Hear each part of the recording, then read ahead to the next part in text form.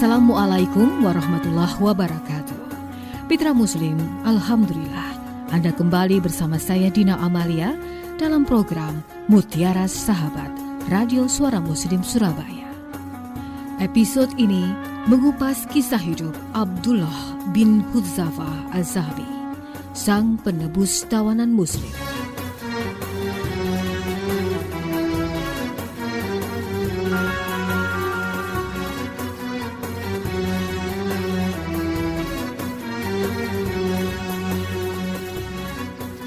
Mitra Muslim, Abdullah bin Hudzafah Az-Zahabi adalah seorang sahabat Rasulullah SAW yang beruntung lantaran pernah menemui dua raja besar di zamannya, yaitu Kisra, Raja Negeri Persia, dan Kaisar Agung, Raja Negeri Romawi. Pertemuan Abdullah dengan kedua raja dunia itu abadi dalam sejarah dan mewarnai perjalanan sejarah itu sendiri.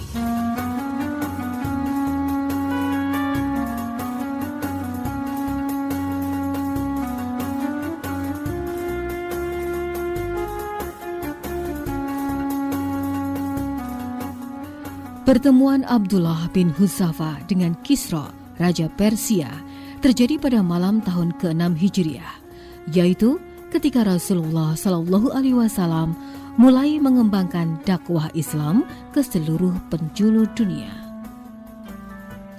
Ketika itu, beliau berdakwah melalui surat kepada raja-raja Ajam atau non-Arab, mengajak mereka masuk Islam. Rasulullah SAW telah memperhitungkan resiko yang mungkin timbul dalam pekerjaan penting ini. Para utusan akan diberangkatkan ke negeri-negeri asing yang belum mereka kenal selama ini.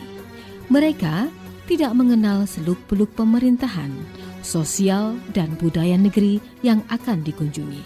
Tetapi mereka harus pergi menemui raja-raja itu untuk memeluk agama Islam. Itulah salah satu cara berdakwah yang paling baik, tapi mengandung resiko. Paling baik karena yang mereka seru adalah ketua atau pemimpin suatu negeri. Jika pemimpinnya masuk Islam, diperkirakan rakyatnya pun akan menurut. Mengandung bahaya karena kalau raja tersebut menolak dakwah Islam, bisa saja mereka akan celaka, bahkan tidak mustahil dibunuh.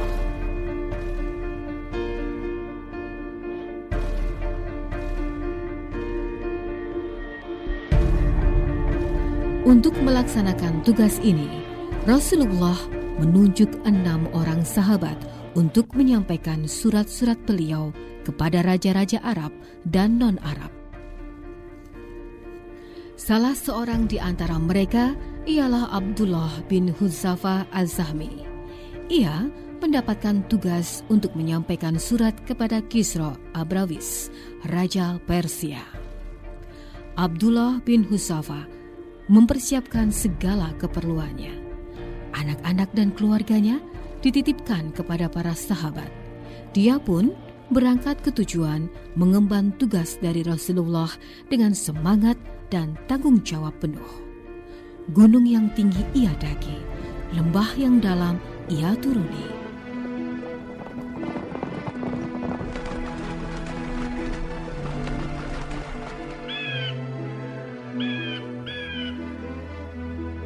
Dia berjalan seorang diri, tiada berteman selain Allah SWT.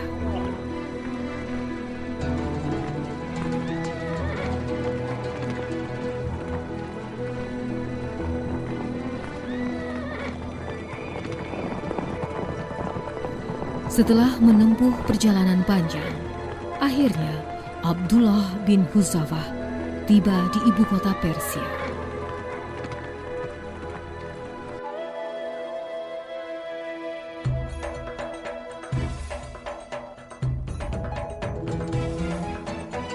Setelah sedikit mendapat kesulitan, Abdullah dipersilahkan menghadap Kisra Abrawis. Ia menghadap dengan pakaian sederhana, seperti kesederhanaan orang-orang Islam. Namun, kepalanya tetap tegak dan jalannya pun tegap penuh wibawa. Dalam tulang belulangnya mengalir keperkasaan Islam. Di dalam hatinya menyala cahaya iman. Tatkala Kisra melihat Abdullah menghadap, dia memberi isyarat kepada pengawal supaya menerima surat yang dibawa Abdullah. Tetapi Abdullah menolak memberikannya kepada pengawal. Rasulullah memerintahkan supaya memberikan surat ini langsung ke tangan Kisra tanpa perantara. "Aku tidak mau menyalahi perintah Rasulullah," ujar Abdullah tanpa rasa takut sedikit pun. "Biarkan dia mendekat kepadaku," jawab Kisra dengan hati marah. Ia menerima surat yang diberikan Abdullah dan memerintahkan seorang sekretarisnya untuk membaca isinya.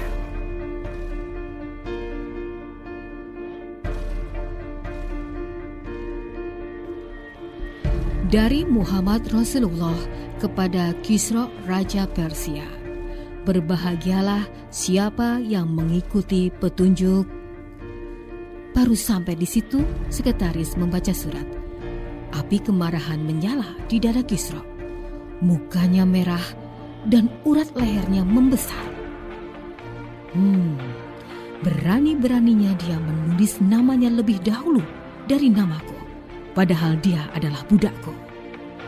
Umpat Kisra geram. Surat yang sedang dibaca sekretarisnya itu ia sambar dan dia robek-robek. Lalu diperintahkan pengawalnya untuk mengusir Abdullah dari dalam ruang pertemuan. Abdullah bin Hudzafah keluar dari majelis Kisra. Dia tidak mengetahui apa yang akan terjadi pada dirinya setelah itu. Mungkin akan dibunuh atau tetap dibiarkan hidup bebas. "Demi Allah, aku tidak peduli apapun yang akan terjadi. Yang penting, tugas yang dibebankan Rasulullah kepadaku telah kulaksanakan dengan baik. Surat Rasulullah telah kusampaikan ke tangan yang bersangkutan," ujar Abdullah bin Hudzafah dalam hati. Dengan sigap, dia melompat naik kendaraannya dan memacunya dengan cepat.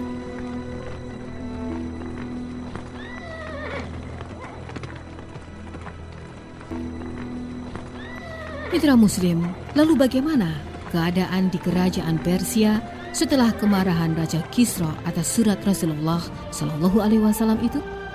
Apakah Abdullah bin Hudzafah akan ditangkap dan mendapat hukuman? Ikuti kisah selengkapnya di Mutiara Sahabat.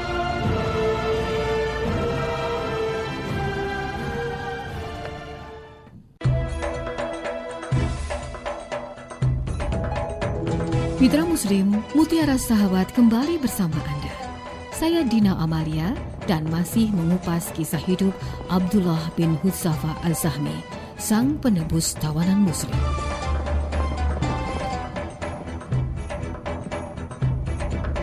Mitra Muslim, setelah kemarahan Kisra Abrawis agak mereda karena surat dari Rasulullah, dia perintahkan para pengawal supaya memanggil kembali Abdullah bin Hudzafah. Tetapi Abdullah sudah tidak ada di tempat. Para pengawal mencarinya kemana-mana. Mereka melacaknya sampai Jazirah Arab. Tapi Abdullah sudah jauh sehingga tidak mungkin tersusul oleh mereka.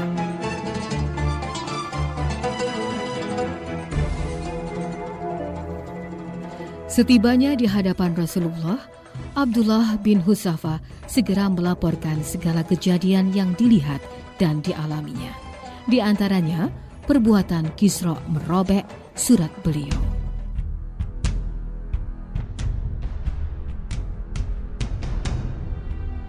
mendengar laporan Abdullah, Rasulullah bersabda, "Semoga Allah menyobek-nyobek kerajaannya pula."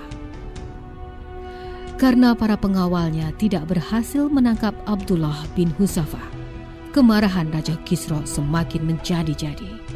Ia segera menulis surat kepada Badzan, salah seorang wakilnya yang berada di zaman, untuk menangkap Rasulullah dan membawanya ke hadapan Kisra. Badzan segera melaksanakan perintah Raja Persia itu. Ia mengutus 2 orang untuk menemui Rasulullah, disertai sepucuk surat untuk beliau yang isinya memerintahkan agar Rasulullah berangkat menghadap Kisra bersama-sama dengan kedua orang itu dengan cepat. Selain itu, Badzan juga memerintahkan kepada kedua utusannya untuk menyelidiki dengan seksama di mana Rasulullah berada, agar teliti dalam segala urusan dan supaya melaporkan kepadanya sewaktu-waktu.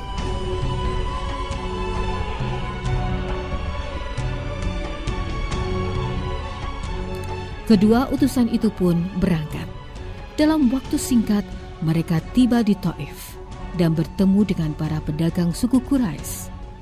Dari para pedagang itulah keduanya mengetahui bahwa Nabi Muhammad berada di Madinah.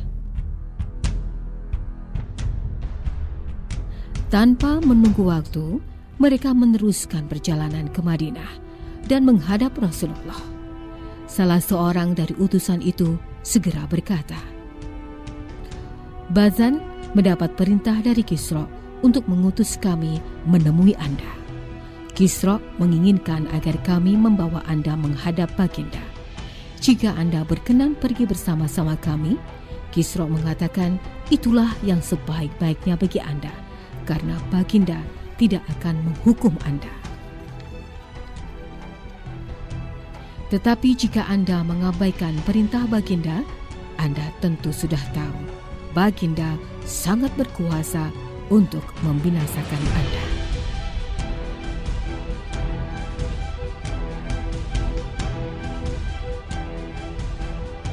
Rasulullah tersenyum mendengar ucapan utusan Badzan itu. "Sebaiknya tuan-tuan beristirahat lebih dahulu. Besok pagi tuan-tuan boleh kembali ke sini," ujar Rasulullah. Keesokan paginya, kedua utusan itu datang kembali menemui Rasulullah sesuai dengan janji. "Sudah siapkah Anda berangkat bersama-sama dengan kami menemui Kisra?" tanya salah seorang dari mereka. "Tuan-tuan tidak bisa lagi bertemu dengan Kisra sesudah hari ini. Kisra telah dibunuh oleh anaknya sendiri, Syirwan, pada pukul sekian, detik sekian, hari dan bulan itu," jawab Rasulullah.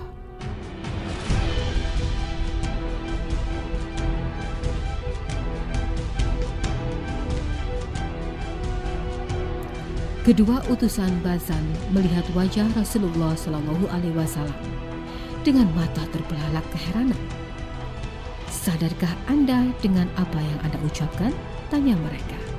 "Bolehkah kami menulis ucapan Anda itu untuk Badzan?" "Silakan, bahkan tuan-tuan boleh menambahkan bahwa agamaku akan menguasai seluruh kawasan kerajaan Kisra. Jika Badzan masuk Islam, maka wilayah yang berada di bawah kekuasaannya akan saya serahkan kepadanya. Kemudian Badzan sendiri kuangkat menjadi raja bagi rakyatnya," jawab Rasulullah.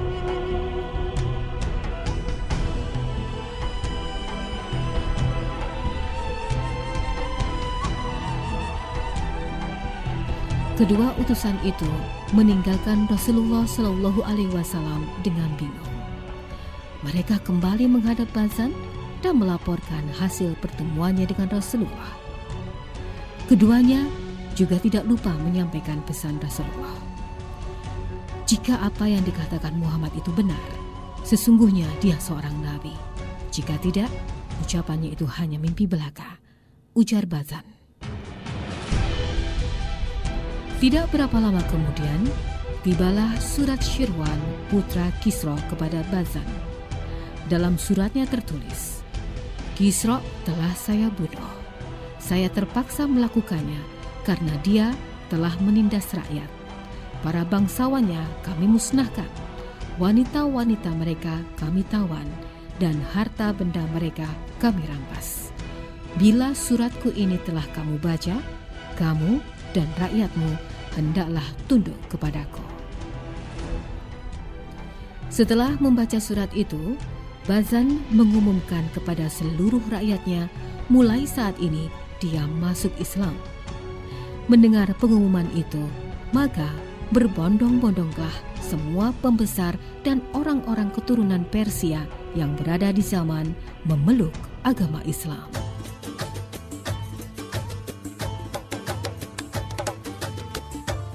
Mitra Muslim, itulah kisah pertemuan Abdullah bin Hudzafah Az-Zahmi dengan Kisra, Raja Persia. Lalu bagaimana kisah pertemuannya dengan Kaisar Agung Raja Romawi? Jangan lewatkan Mutiara Sahabat sesaat lagi.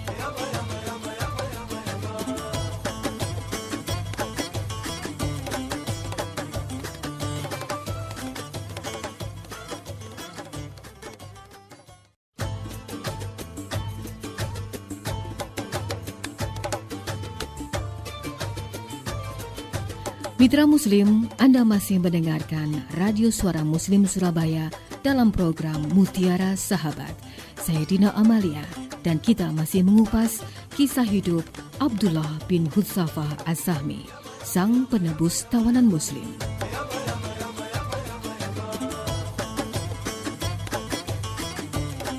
Mitra Muslim, pertemuan Abdullah bin Hudzafah Az-Zahmi dengan Kaisar Agung terjadi pada masa pemerintahan Khalifah Umar bin Khattab Al-Faruq. Kisahnya menarik dan mengagumkan. Pada tahun ke-19 Hijriah, Khalifah Umar mengirim angkatan perangnya untuk menyerang kerajaan Romawi. Dalam pasukan itu terdapat seorang perwira senior, yaitu Abdullah bin Hudzafah Az-Zahmi.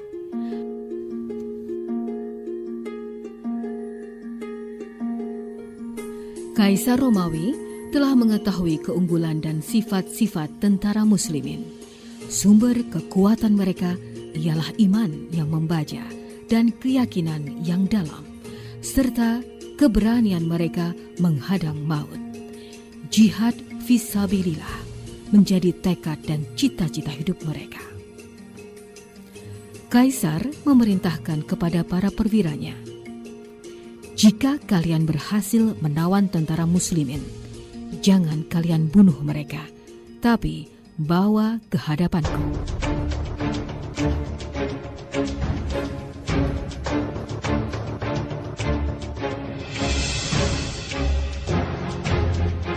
Ditakdirkan Allah, Abdullah bin Hudzafah tertawan. Ia dibawa menghadap baginda Kaisar. Setelah agak lama memperhatikan Abdullah bin Hudzafah, Kaisar berkata, "Saya ingin menawarkan sesuatu kepadamu." "Apa yang hendak Anda tawarkan?" tanya Abdullah. "Maukah kamu masuk agama Nasrani? Jika kamu mau, saya bebaskan dan saya beri hadiah besar," kata Kaisar. Abdullah menarik nafas dalam-dalam, lalu menjawab, "Aku lebih suka mati 1000 kali daripada menerima tawaran Anda," kata Abdullah mantap. Kaisar tersenyum. "Saya lihat kamu seorang perwira yang pintar. Jika kamu mau menerima tawaranku, saya angkat menjadi pembesar kerajaan dan saya beri kamu kekuasaan." Abdullah yang masih dalam keadaan diborgol balas tersenyum, "Demi Allah, seandainya Anda berikan kepadaku semua kerajaan Anda, ditambah dengan semua kerajaan yang ada di tanah Arab ini, agar aku keluar dari agama Muhammad sekejap mata saja, aku tetap tidak akan menerimanya." "Kalau begitu, kamu saya bunuh," bentak Kaisar marah. ia tidak bisa lagi mengendalikan dirinya.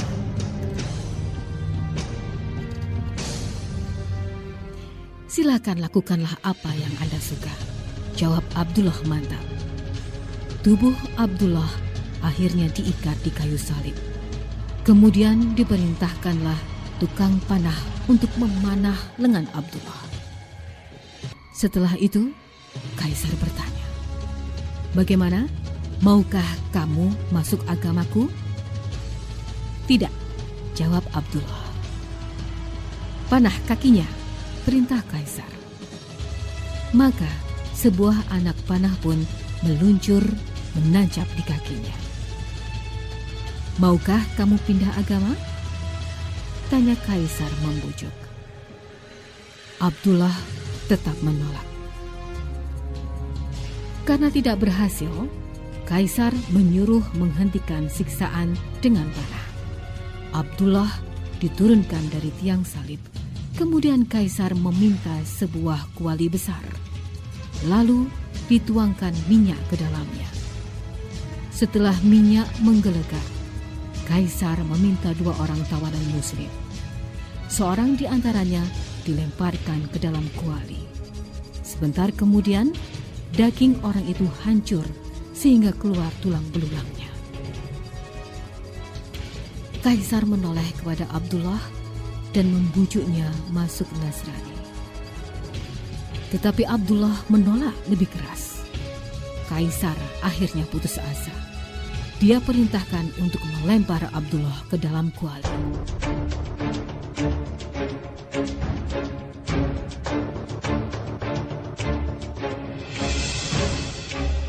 Ketika pengawal menggiring Abdullah ke dekat kuali, ia menangis.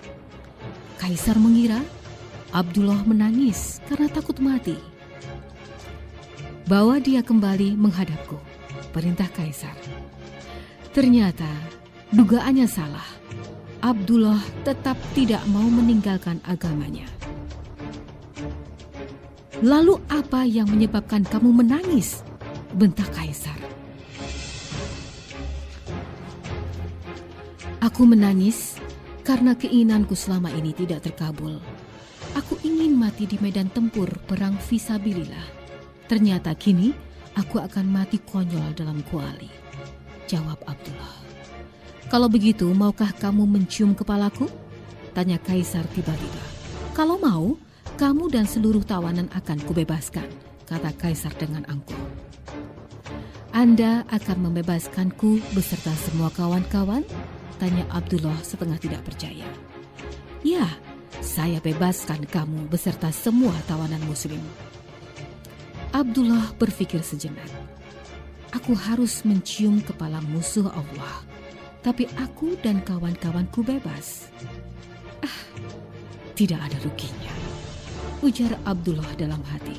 Lalu ia menghampiri Kaisar dan mencium kepala musuh Allah itu. Kaisar pun segera memerintahkan para pengawal mengumpulkan semua tawanan Muslim untuk dibebaskan dan diserahkan kepada Abdullah bin Hudzafah. Setibanya di hadapan Khalifah Umar bin Khattab, Abdullah melaporkan semua yang dialaminya serta pembebasannya berikut sejumlah tentara Muslim yang tertawan. Khalifah Umar bin Khattab sangat gembira mendengar laporan Abdullah. Ketika ia memeriksa prajurit Muslim yang tertawan dan bebas bersama-sama Abdullah, Umar berkata, "Sepantasnya lah setiap orang Muslim mencium kepala Abdullah bin Hudzafah. Nah, aku yang memulai." Khalifah berdiri seketika itu juga, lalu mencium kepala Abdullah bin Hudzafah As-Sahmi.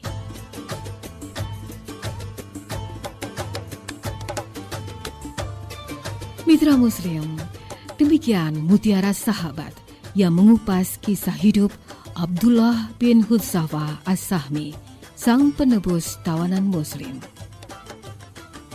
Mutiara Sahabat bersumber dari buku 101 Sahabat Nabi, buah karya Happy Andi Bastoni.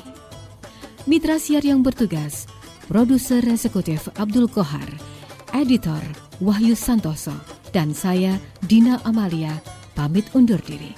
Terima kasih telah mendengarkan. Subhanakallahumma wa bihamdika nasyhadu alla ilaha illa anta nastaghfiruka wa natubu ilaik. Maha suci Engkau ya Allah, dan dengan memujimu kami bersaksi, tiada Tuhan yang berhak diibadahi selain Engkau. Kami memohon ampun dan bertobat kepadamu.